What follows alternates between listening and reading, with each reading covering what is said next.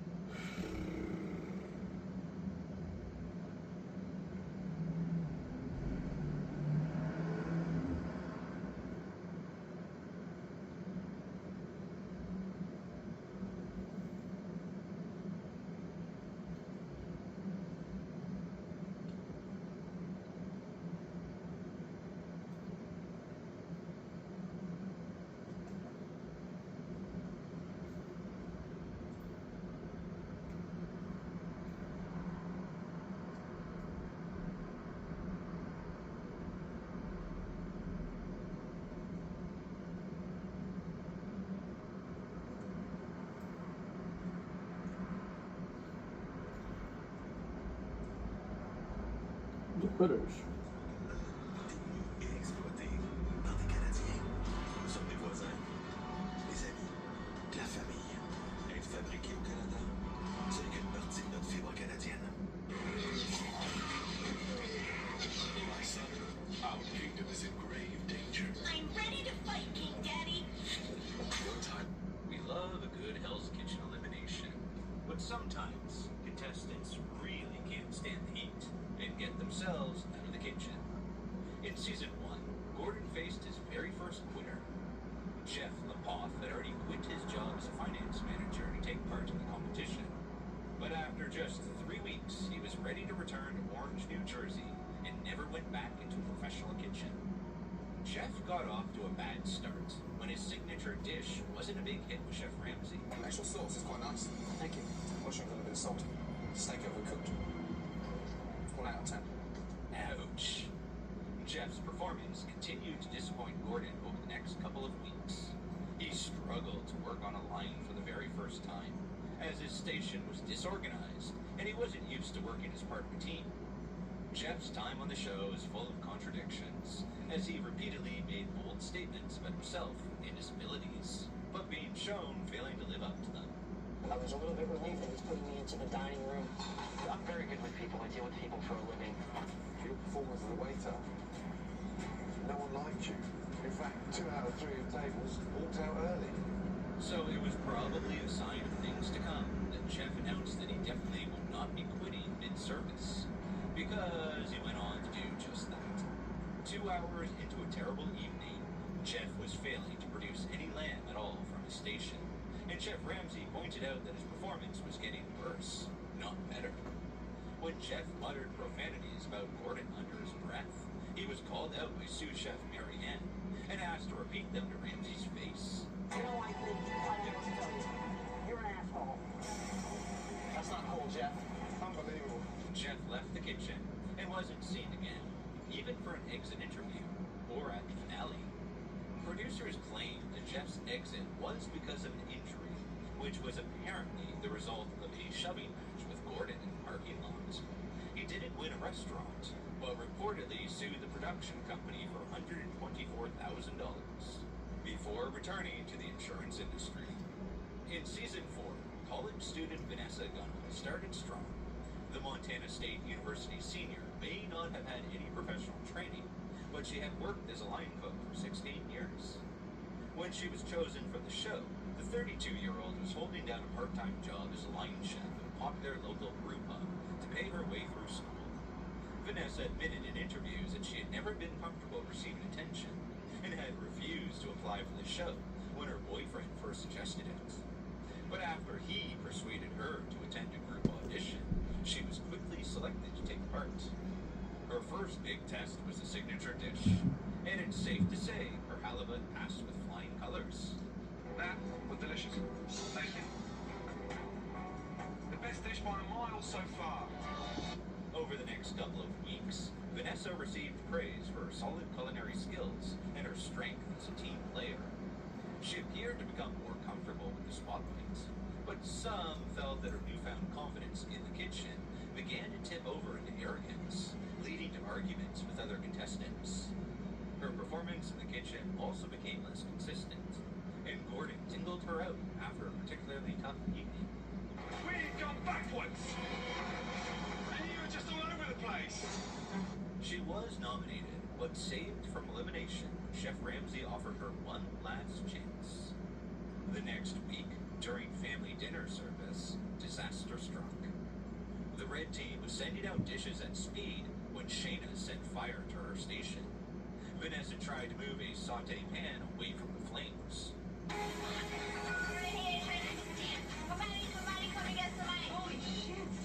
Boiling oil had splashed onto her skin, and when the burn cream applied by a medic wasn't helping with the pain, she was transferred to an SUV for a trip to the emergency room.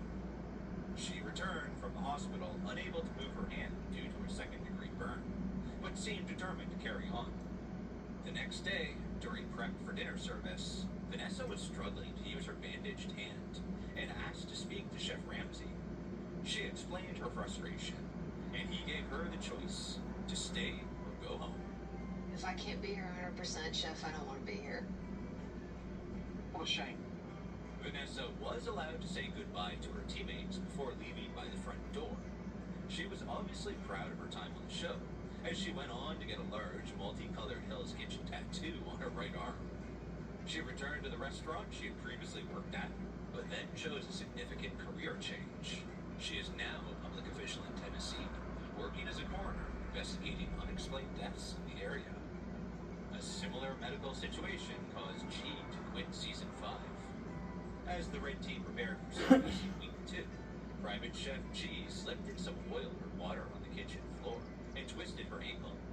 Despite not falling over, G was hurt badly enough to be sent to the medic. I'm in pain. My ankle feels like shit.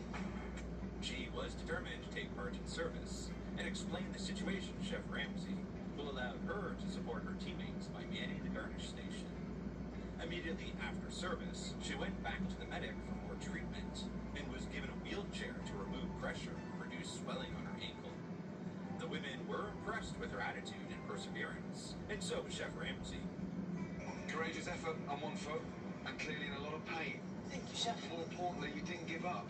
That night at the elimination ceremony, G wasn't nominated, as Lacey and Colleen stepped forward to hear Gordon's final decision about their future. G spoke up in front of her shocked colleagues. It's an honor to work with you in your kitchen, Chef.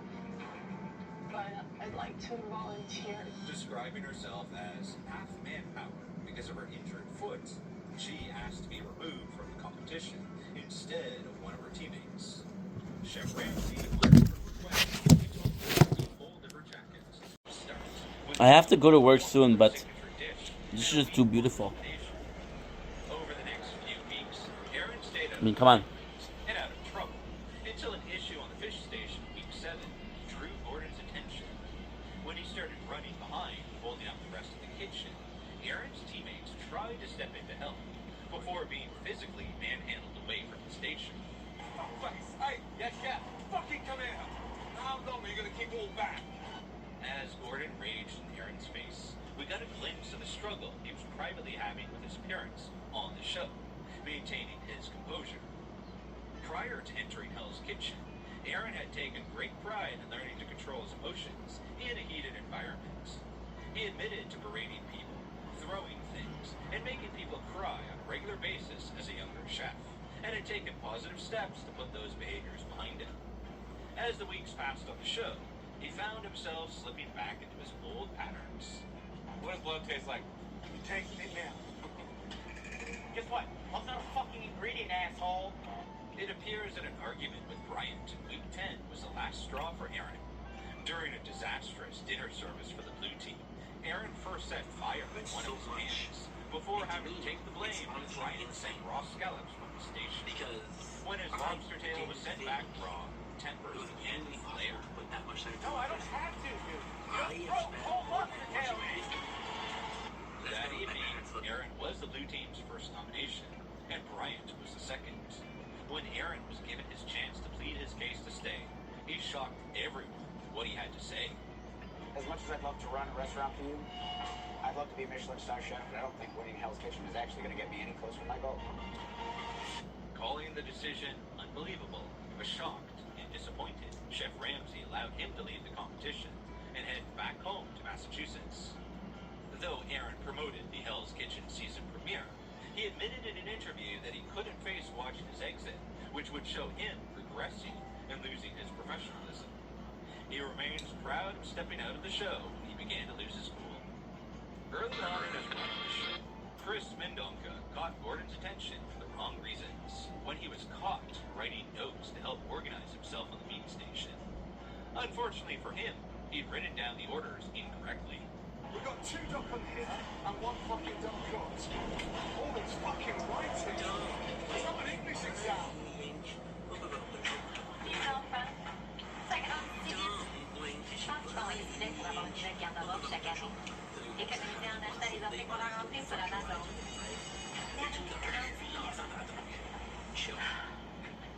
Hey guys, what'll it be today?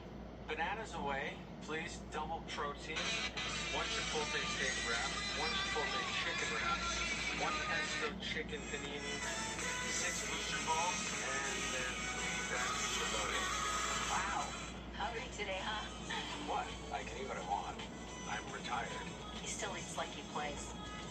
Booster juice, satisfying any appetite. English exam. Chef Ramsay went on to rip up his notes and broke his pencil in frustration. And soon he irritated Gordon again when he struggled with calling back the orders. 2 elements, 1 lamb on beef, 2 balls. What's the way? 1 lamb on beef, 2 point. The furious chef made every chef stop and recall the order over and over again. Chris originally blamed the problems he was having on the ticket system he hadn't used before. But when he was nominated that evening, he went on to share a bigger issue with Gordon during his plea. I got into an accident. I broke 90% of my face last April. I got a concussion. It seems that the accident had caused Chris to have memory issues, which he hadn't mentioned when entering the show, as he didn't want to make excuses.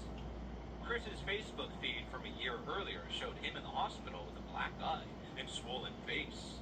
Though he joked about being in a fight, it seems he had actually fallen down a flight of stairs, which caused the facial damage and concussion.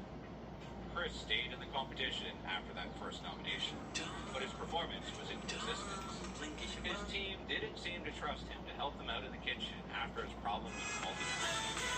He struggled to cope with the difficult service.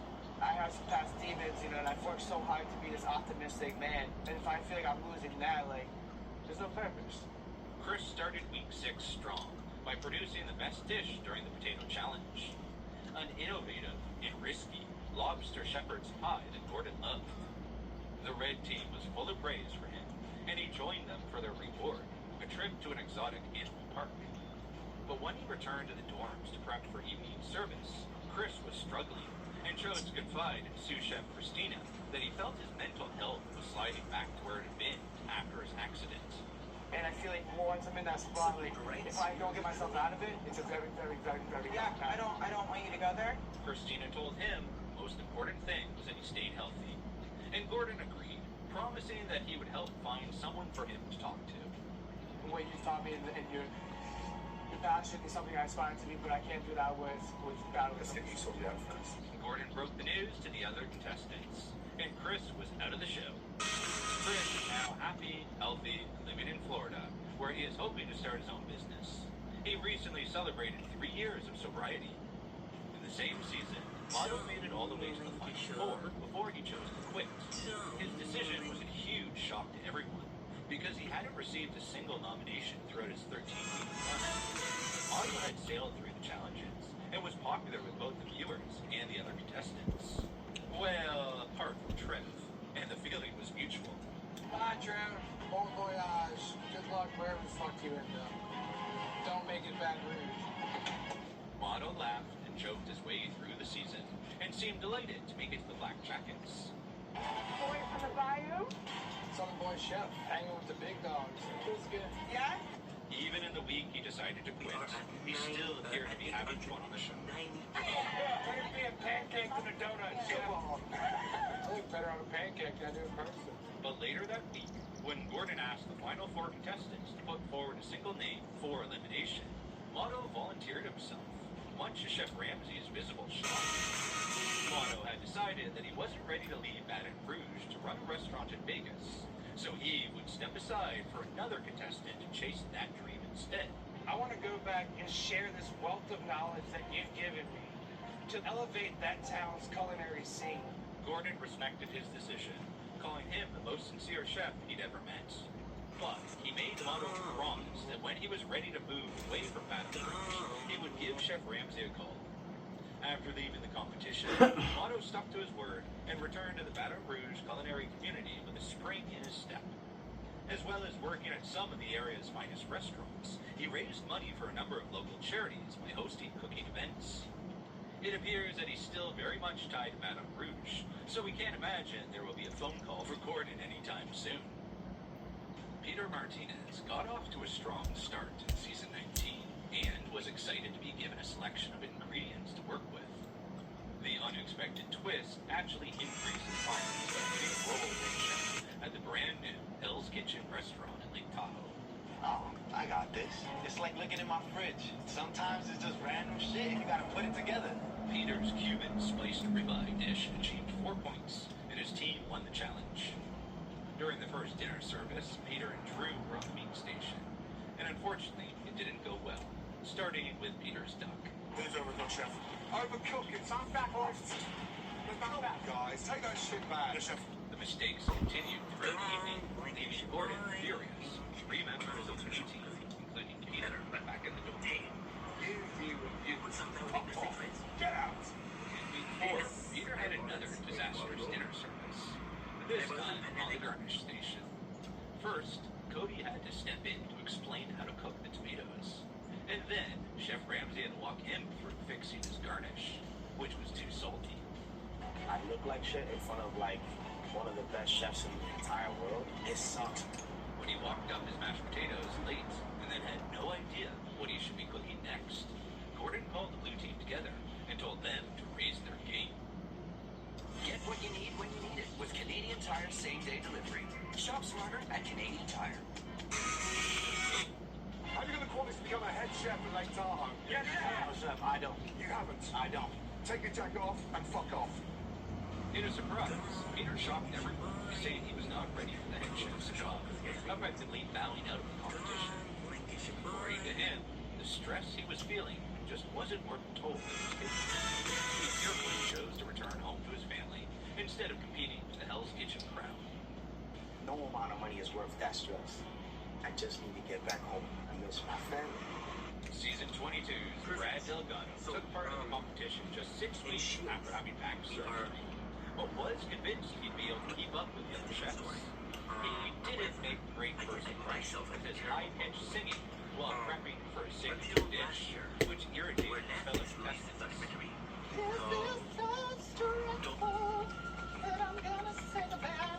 The first few weeks were a little rocky, but it was week 4 when it all started to go wrong. It started off when he was asked to identify protein and speed, but ran to the plate and tasted the wrong item. My dumb ass takes a bite out of the garnish. I bite into the green bean. Then, in week 5, Brad and the blue team won the Fusion Cuisine Challenge, and Brad was particularly excited for the Bubble Soccer reward, as he used to play as goalie in Little League. After a very physical afternoon, Brad was feeling the effects, following the removal of an abscess from his back, which wasn't healing well.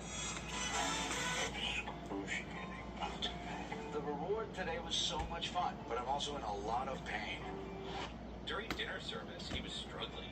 The blue team rallied around him, but by the final ticket, Brad was slowing down significantly and forgetting the most basic things, even keeping the oven closed.